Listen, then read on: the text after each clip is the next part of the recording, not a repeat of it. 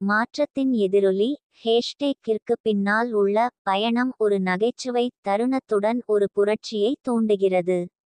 ஒரு அமைதியான, விவரிக்கப்படாத நகரத்தில் 21 வயதான மாயா, சுற்றுச்சூழலின் மீதான உலகின் அக்கறையின்மையால் விரக்தியடைந்தார். ஒரு நாள், சமூக ஊடகங்களில் ஸ்க்ரோல் செய்யும் போது அவள் உள்ளூர் பகுதியில் காட்டழிப்பு கதைகள் தடுமாறின. ஒரு மாற்றத்தை செய்ய தீர்மானித்த மாயா, எங்கள் காடுகளை காப்பாற்றுங்கள். #கிரீன் ஃபியூச்சர் நவ் என்ற தலைப்புடன் இறக்கும் மரத்தின் படத்தை வெளியிட்டார். அவளுக்கு ஆச்சரியமாக, அவளுடைய இடுகை ஒரே இரவில் இழுவை பெறத் தொடங்கியது. நகரம் முழுவதிலும் இருந்து மற்றும் விரைவில் அண்டை நகரங்களில் இருந்து மக்கள், சுற்றுச்சூழல் சீரழிவு தங்கள் சொந்த கதைகளை பகிர்ந்து கொள்ள ஆரம்பித்தனர். #கிரீன் ஃபியூச்சர் நவ் என்ற ஹேஷ்டேக் மாணவர்கள், ஆர்வலர்கள் மற்றும் உள்ளூர் வணிகங்கள் கூட அதன் பின்னால் அணிவகுத்து நிற்கும் கூட்டு நடவடிக்கையின் அடையாளமாக மாறியது. மாயா விரைவிலேயே தன் ஆற்றலை உணர்ந்தாள். ஒரே பதவியாக ஆரம்பித்தது பேரணிகள், சமூக தூய்மை இயக்கங்கள் மற்றும் அரசாங்கத்திடம் மனுக்கள் என மாற்றப்பட்டது. ஆனால் ஒவ்வொரு அடியிலும் புதிய சவால்கள் வந்தன. காட்டழிப்பினால் பயனடைந்த பெருநிறுவனங்கள் இயக்கத்தை அடக்க முயன்றபோது, நாடகம் உருவாக்கியதாக பூதங்கள் குற்றம் சாட்டின. மனம் தளராமல், மாயா தனது ஆதரவு அமைப்பாக மாறிய ஒத்த எண்ணம் கொண்ட நபர்களை கூட்டினார். ஒன்றாக, அவர்கள் பிரச்சாரங்களை மூளைச்சலவை செய்தனர், தாக்கத்தை ஏற்படுத்தும் காட்சிகளை வடிவமைத்தனர் மற்றும் ஹேஷ்டேக்கை உயிருடன் வைத்திருந்தனர். மாயாவை பொறுத்தவரை, இது ஆன்லைனில் பிரபலமடைவதை பற்றியது மட்டுமல்ல, இது உறுதியான, நீடித்த மாற்றத்தை உருவாக்குவது பற்றியது. இயக்கம் வளர்ந்தவுடன், மாயா ஒரு ஆழமான பாடத்தை கற்றுக்கொண்டார்.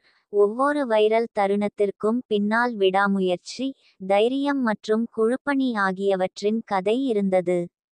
#கிரீன் ஃபியூச்சர் நவ் என்பது வெறும் ஹேஷ்டேக் அல்ல, இது செயலுக்கான அழைப்பு, அவரது ஆரம்ப இடுகைக்கு அப்பால் பரவிய நம்பிக்கையின் எதிரொலி. பரபரப்பான நகரமான ரிவியாவில், 15 வயதான டெக்விஸ் சாம் சூரிய சக்தியில் இயங்கும் பேக்வேக்கை கண்டுபிடித்த நகைச்சுவையான வீடியோ இணையத்தில் புயலை கிளப்பியது. கண்டுபிடிப்பு செயல்பாட்டுக்குரியது அல்ல, அது குறியீடாக இருந்தது. ஆற்றல் நெருக்கடிகள் உலகம் முழுவதும் வாட்டி வதைத்தபோது, சாமின் வீடியோ நம்பிக்கையையும் புதுமையையும் வசீகரம் மற்றும் சார்பற்ற தன்மையில் மூடியது. சில நாட்களில், வீடியோ மில்லியன் கணக்கான பார்வைகளை பெற்றது மற்றும் #பவர் ஆஃப் த சன் என்ற ஹேஷ்டேக் தோன்றியது. செல்வாக்கு செலுத்துபவர்கள், கல்வியாளர்கள் மற்றும் சுற்றுச்சூழல் ஆர்வலர்கள் சாமின் படைப்பாற்றலை பாராட்டி, நிலையான ஆற்றல் பற்றிய செய்தியை பரப்பினர். ஆனால் பெரும் வைரலுடன் எதிர்பாராத விளைவுகள் வந்தன. சாம் தனது வடிவமைப்பை வாங்குவதற்கு பெருநிறுவனங்களின் சலுகைகளால் தாக்கப்பட்டார். சிலர் அதை மேலும் பசுமையான முயற்சிகளுக்கு பயன்படுத்த விரும்பினர், மற்றவர்கள் லாபத்திற்காக அதை வணிகமாக்க முயன்றனர். திடீரென்று ஏற்பட்ட புகழ் அவரை மூழ்கடித்தது, ஒருமுறை அமைதியாக இருந்த அவரது வாழ்க்கையை குழப்பமான சூறாவளியாக மாற்றியது. ஆனாலும், வெறிக்கு மத்தியில், சாம் போக்குகளின் இரட்டை தன்மையை கண்டுபிடித்தார். குரல்களை பெருக்கி, உலகளாவிய நடவடிக்கைக்கு ஊக்கமளிக்கும் ஆற்றலை அவர்கள் கொண்டிருந்தாலும், வணிக நிகழ்ச்சி நிரல்களுடன் உண்மையான நோக்கத்தை நீர்த்துப்போகச் செய்யலாம். தனது பார்வைக்கு உண்மையாக இருக்க தீர்மானித்த சாம், உள்ளூர் இலாப நோக்கற்ற நிறுவனத்துடன் இணைந்து தனது கண்டுபிடிப்பை பின்தங்கிய சமூகங்களுக்கு விநியோகம் செய்தார், மேலும் அவரது உருவாக்கம் அதிக நன்மைக்கு சேவை செய்வதை உறுதி செய்தது.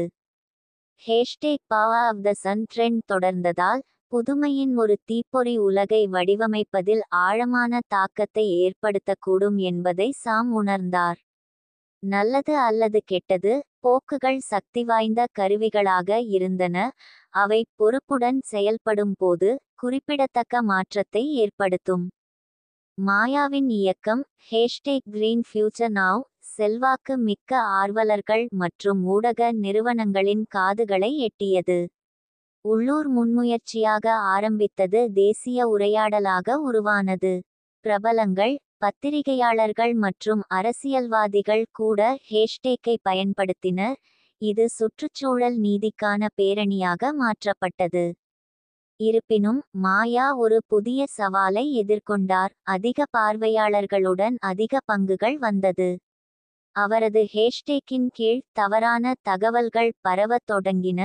சிலர் இது தனிப்பட்ட புகழுக்கான சூழ்ச்சி அல்லது அரசியல் நிகழ்ச்சி நிரல் என்று கூறினர். மாயாவின் மனதில் சந்தேகம் வர ஆரம்பித்தது. அவளால் கட்டுப்படுத்த முடியாத ஒன்றை அவள் ஆரம்பித்துவிட்டாளா?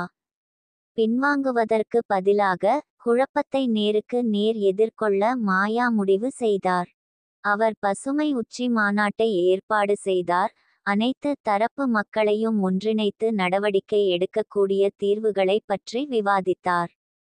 சமூக தலைவர்கள், விஞ்ஞானிகள் மற்றும் விமர்சகர்கள் கூட பங்கேற்க அழைக்கப்பட்டனர். சமூக ஊடகங்களில் நேரலையாக ஒளிபரப்பப்பட்ட இந்த நிகழ்வு கதையை மாற்றியது. இது அவரது காரணத்தின் பின்னால் உள்ள நம்பகத்தன்மையை காட்டியது மற்றும் இயக்கத்தின் மீதான பொது நம்பிக்கையை மீண்டும் தூண்டியது.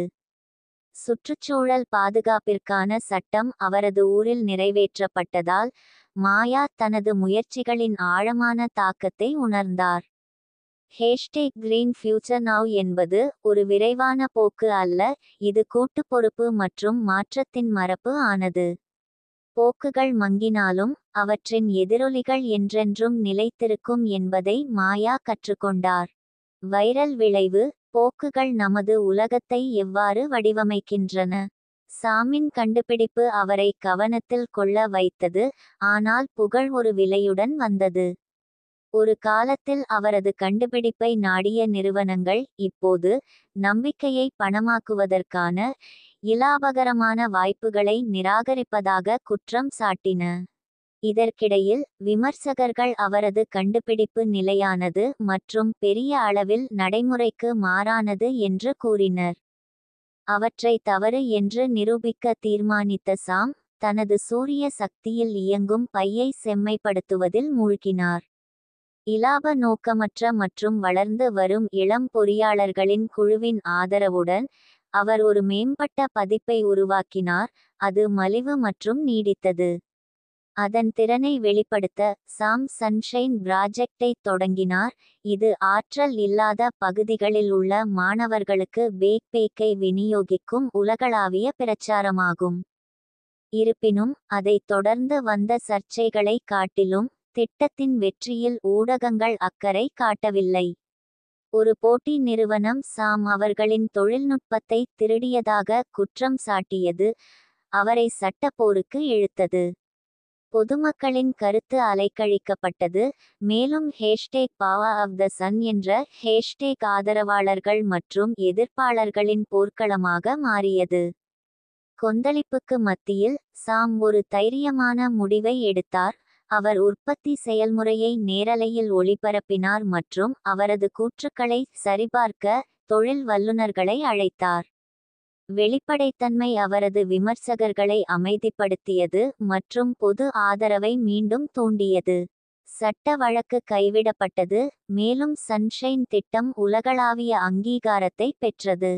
எல்லாவற்றின் மூலமாகவும் போக்குகள் விரைந்தாலும் ஒரு காரணத்தைச் சுற்றி மக்களை ஒன்றிணைக்கும் சக்தியை கொண்டிருந்தன என்பதை சாம் உணர்ந்தார். ஆனால் தாக்கத்தின் உண்மையான சோதனை நிலைத்தன்மை, ஒருமைப்பாடு மற்றும் அதிக நன்மைக்கான அர்ப்பணிப்பு ஆகியவற்றில் உள்ளது. வைரஸ் விளைவு ஆரம்பம் மட்டுமே, அதைத் தொடர்ந்தது மாற்றத்தின் உண்மையான வேலை. எந்த முடிவு நீங்கள் கற்பனை செய்து கொண்டிருக்கும் மாற்றத்தை பற்றி பேசுகிறது? சாதாரணத்திலிருந்து அசாதாரணமானது வரை ஒரு போக்கின் பிறப்பு. எதிர்பாராத தீப்பொறி. அர்ஜுன் ஒரு சாதாரண கல்லூரி மாணவன், புகைப்படம் எடுப்பதில் வல்லவர். ஒரு மழைக்கால பிற்பகல், பேருந்து நிறுத்தத்தில் தங்கியிருந்தபோது ஒரு முதியவர் ஒரு தற்காலிக பலகையுடன் அமர்ந்திருப்பதைக் கவனித்தார். உங்கள் கனவைச் சொல்லுங்கள், அதை எவ்வாறு துரத்துவது என்று நான் உங்களுக்குச் சொல்கிறேன். ஆர்வத்துடன் அர்ஜுன் ஒரு உரையாடலைத் தொடங்கினார். அந்த மனிதர் ரவி ஒரு காலத்தில் தனிப்பட்ட சோகத்திற்கு பிறகு எல்லாவற்றையும் இழந்த ஒரு ஊக்கமளிக்கும் பேச்சாளராக இருந்தார் என்பதை அறிந்து கொண்டார். உத்வேகம் அடைந்த அர்ஜுன் ரவி தனது அடையாளத்தை வைத்திருக்கும் புகைப்படத்தை எடுத்து அதை சமூக ஊடகங்களில் பகிர்ந்துள்ளார். நட்சத்திரக்குறி: கனவுகள் வேண்டாம். மாயா ஒரு சிறிய ஓட்டலில் பாரிஸ்டாவாக அயராது பணிபுரிந்தார். அவரது வாழ்க்கை அமைதியான காபி காய்ச்சுவது மற்றும் கலைஞராக வேண்டும் என்று பகல் கனவு காண்பது. ஒரு மெதுவான மதியம், வழக்கமான வாடிக்கையாளரின் விரைவான கேலிச்சித்திரத்தை வரைவதற்கு அவள் முடிவு செய்தாள். வாடிக்கையாளர் நன்கு அறியப்பட்ட டிராவல் வோல்கர் என்பது அவளுக்கு தெரியாது. மகிழ்ந்த அவர் அந்த தருணத்தை படமெடுத்து அதை தனது மேடையில் பகிர்ந்து மாயாவை குறியிட்டார். சில மணிநேரங்களில் அவரது கேலிச்சித்திரம் வைரலானது, சமூக ஊடக போக்கை தூண்டியது. அங்கு மக்கள் தங்களை பற்றிய கேலிச்சித்திரங்களை என்ற ஹேஷ்டேக்கின் கீழ் இடுகையிடத் தொடங்கினர். ராஜீவ் ஒரு அலுவலக ஊழியர், நகைச்சுவையான ஒன்-லைனர்களில் திறமை கொண்டவர். ஒரு நாள் அவரது நண்பர் கார்ப்பரேட் வாழ்க்கையை பற்றி நகைச்சுவையாக பதிவு செய்தார். உங்களை திரும்ப கத்தும் மின்னஞ்சல்கள் போல் சந்திப்புகள் ஏன்? கிளிப் ஆன்லைனில் மீம்ஸாக பதிவேற்றப்பட்டது. ராஜீவ் ஆச்சரியப்படும் விதமாக அது ஒரே இரவில் வெடித்தது. உலகெங்கிலும் உள்ள ஊழியர்கள் அதை தங்கள் சொந்த போராட்டங்களின் அடையாளமாக பகிர்ந்து கொண்டனர். சிரிப்பாக ஆரம்பித்தது விரைவில் ஒரு இயக்கமாக மாறியது. ஹேஷ்டேக் வார்க் ஹோஸ் என்ற ஹேஷ்டேக் உலகளாவிய ட்ரெண்ட் ஆனது. கார்ப்பரேட் இடங்களில் நச்சு வேலை, கலாச்சாரங்கள் மற்றும் மன ஆரோக்கியம் பற்றிய உரையாடல்களை தூண்டியது. ராஜீவ் எல்லாவற்றின் மையத்திலும் தன்னை கண்டறிந்தார். தீவிரமான பிரச்சினைகளை வெளிச்சம் போட்டு காட்ட தனது நகைச்சுவையை பயன்படுத்தினார். ஆனால் அவரது புகழ் வளர்ந்தவுடன், வைரல் நட்சத்திரத்தின் அழுத்தங்களை வழிநடத்தும் போது அவர் உண்மையானவராக இருப்பதற்கான சவாலை எதிர்கொண்டார். ஸ்பாட்லைட்டை துரத்துவது: ட்ரெண்ட்செட்டர்களின் வாழ்க்கையின் உள்ளே. அத்தியாயம் 1. செல்வாக்கின் விலை. தாரா ஒரு ஃபேஷன் செல்வாக்கு பெற்றவர். அவர் தனது DIY வடிவமைப்புகள் மூலம் ஒரு பெரிய பின்தொடர்பை உருவாக்கினார். கச்சிதமாக தொகுக்கப்பட்ட இடுகைகள் மற்றும் திகைப்பூட்டும் போட்டோஷூட்களுக்கு பின்னால் தொடர்புடையதாக இருப்பதற்கு இடைவிடாத சலசலப்பு இருந்தது. அவள் அமைத்த ஒவ்வொரு போக்கும் ஒரு சூதாட்டமாக இருந்தது. ஒரு தவறான நடவடிக்கை அவள் அடைய கடினமாக உழைத்த கவனத்தை இழக்க நேரிடும். ஒரு நாள் ஒரு போட்டியாளர் செல்வாக்கு தாரா ஒரு வடிவமைப்பை நகலெடுத்ததாக குற்றம் சாட்டினார். இந்த குற்றச்சாட்டு வைரலாக பரவி அவரது தொழிலை அச்சுறுத்தியது. தனது நம்பகத்தன்மையை நிரூபிக்க உறுதியுடன் தாரா தனது படைப்பு செயல்முறையை வெளிப்படுத்த ஒரு பயணத்தை தொடங்கினார். தன்னை பின்பற்றுபவர்களை தனது உலகத்திற்கு அழைத்தார். சர்ச்சை அவளை ஆன்லைன் புகழின் அழுத்தங்களை எதிர்கொள்ளவும், துரத்தல் போக்குகளுக்கு இடையே சமநிலையை கண்டறியவும் தன்னை உண்மையாக வைத்திருக்கவும் கட்டாயப்படுத்தியது. இந்த கதைகள் டிஜிட்டல் யுகத்தில் வாழ்க்கையின் சிக்கல்களை எடுத்துக்காட்டுகின்றன. அங்கு விரைவான தருணங்கள் வாழ்க்கையை என்றென்றும் மாற்றும், எப்போதும் எதிர்பார்க்கப்படும் வழிகளில் அல்ல. ஹேஷ்டேக் குரோனிகல்ஸ்: ஒரு தலைமுறையை வரையறுத்த கதைகள். அத்தியாயம் 1. Hashtag hope wins. பேரழிவுகரமான வெள்ளத்தில் இருந்து மீண்டு வரும் ஒரு சிறிய நகரத்தில் 16 வயதான ஆயிஷா தனது சமூகத்தின் அவலநிலையை கவனத்தில் கொள்ள ஆன்லைன் பிரச்சாரத்தை தொடங்க முடிவு செய்தார். ஹேஷ்டேக் ஹோப் வின்ஸ் என்ற ஹேஷ்டேக்கை பயன்படுத்தி வயதான தம்பதிகள் தங்களுடைய வீட்டை செங்கற்களால் மீண்டும் கட்டுவது மற்றும் வெள்ளத்தின் போது தவறான விலங்குகளை மீட்ட சிறுவன் போன்ற நெகிழ்ச்சியின் கதைகளை பகிர்ந்துள்ளார். அவளை ஆச்சரியப்படுத்தும் வகையில் ஹாஷ்டேக் வைரலாக பரவியது, சர்வதேச உதவி மற்றும் ஊடக கவனத்தை ஈர்த்தது.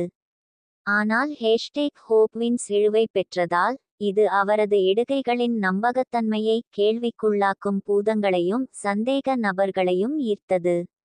ஆயிஷா ஆன்லைன் புகழின் இருண்ட நீரில் செல்ல வேண்டியிருந்தது. தனது காரணத்திற்கு உண்மையாக இருக்கும் போது தனது தளத்தை பொறுப்புடன் பயன்படுத்த கற்றுக்கொண்டார். சமூக ஊடக வாழ்க்கையின் பின்னால் மறைக்கப்பட்ட போராட்டங்களை அம்பலப்படுத்த செல்வாக்கு செலுத்துபவர் நீல். நோ ஃபில்டர் ரியாலிட்டி என்ற ஹேஷ்டேக்கை அறிமுகப்படுத்தியபோது அது உலகளாவிய போக்கை தூண்டும் என்று அவர் எதிர்பார்க்கவில்லை. பாதிப்பின் வடிகட்டப்படாத தருணங்களை பகிர்ந்து கொண்டு ஆயிரக்கணக்கானோர் இணைந்தனர். இருப்பினும் அதன் அசல் நோக்கத்தை நீர்த்துப்போகச் செய்து சந்தைப்படுத்தல் பிரச்சாரங்களுக்காக பிராண்டுகள் அதை பயன்படுத்தத் தொடங்கியபோது இயக்கம் எதிர்பாராத திருப்பத்தை எடுத்தது. சோர்வடைந்த நீல், வடிப்பான்கள் மற்றும் முகப்புகளின் உலகில் கூட நம்பகத்தன்மை பிரகாசிக்க முடியும் என்பதை நிரூபித்து கதையை மீட்டெடுக்கத் தொடங்கினார். சமானவியான மீரா தனது நடன சவால் வைரலான போது ஒரே இரவில் பரபரப்பு ஆனார். லீப் சேலஞ்ச் முதலில் பாதிப்பில்லாததாக தோன்றியது, படைப்பாற்றல் மற்றும் வேடிக்கையை ஊக்குவிக்கிறது. ஆனால் போக்கு உருவாகும்போது மக்கள் ஒருவரையொருவர் விஞ்ச ஆபத்தான அபாயங்களை எடுக்கத் தொடங்கினர். இது காயங்கள் மற்றும் இறப்புகளுக்கு வழிவகுத்தது. குற்ற உணர்ச்சியுடன் போராடும் மீரா, வைரஸ் போக்குகளின் எதிர்பாராத விளைவுகள் குறித்து விழிப்புணர்வை ஏற்படுத்த பாதுகாப்பு வக்கீல்களுடன் கூட்டு சேர்ந்தார். குழப்பத்தை தொடங்கியதாக குற்றம் சாட்டியவர்களிடமிருந்து அவள் பின்னடைவை எதிர்கொண்டாள். ஆனால் கதையை திருப்புவதற்கான அவளது உறுதியானது டிஜிட்டல் உலகில் பொறுப்பு பற்றிய அர்த்தமுள்ள உரையாடலை தூண்டியது. முன்னாள் மீம் சென்சேஷன் விக்ரம் இணைய புகழின் உச்சத்தை ருசித்திருந்தார். ஆனால் போக்கு மங்கிப்போனபோது அவருடைய பொருத்தமும் குறைந்தது. தனிமை மற்றும் அடையாள இழப்புடன் போராடி இணையம் தன்னை எப்படி ஒரு கேலிச்சித்திரமாக மாற்றியது என்பதை உணர்ந்தார். தனது வாழ்க்கையை மீண்டும் கட்டியெழுப்ப தீர்மானித்த விக்ரம், விரைவான புகழின் மன அழுத்தத்தை பற்றி விவாதிக்க பாட்காஸ்ட் ஒன்றை தொடங்கினார். அவரது நேர்மையானது மில்லியன் கணக்கானவர்களுடன் எதிரொலித்தது. அவரது போராட்ட கதையை மற்றவர்களுக்கு நம்பிக்கையின் கலங்கரை விளக்கமாக மாற்றியது. ஆன்லைன் நட்சத்திரத்தின் உயர்வு மற்றும் தாழ்வுகளை வழிநடத்தியது. இந்த கதைகள் வைரல் போக்குகளின் இரட்டைத்தன்மையை ஆராய்கின்றன. அவை எவ்வாறு ஊக்கமளித்து ஒன்றிணைக்க முடியும், ஆனால் எதிர்பாராத விதங்களில் தீங்கு மற்றும் சுரண்டல்